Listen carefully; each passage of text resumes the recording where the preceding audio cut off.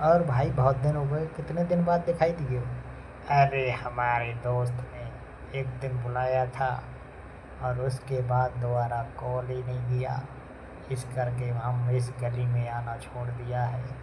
आज हम आए हैं इस गली में। और बताओ, बाल बच्चे ठीक है तुम्हारे? हाँ हाँ ठीक है। तुम कभी आना हमारे घर पे, हम तुमको चाय बना के पिलाएंगे। अच्छा, बीवी नहीं है? अरे बीवी तो मायके गई हुई है।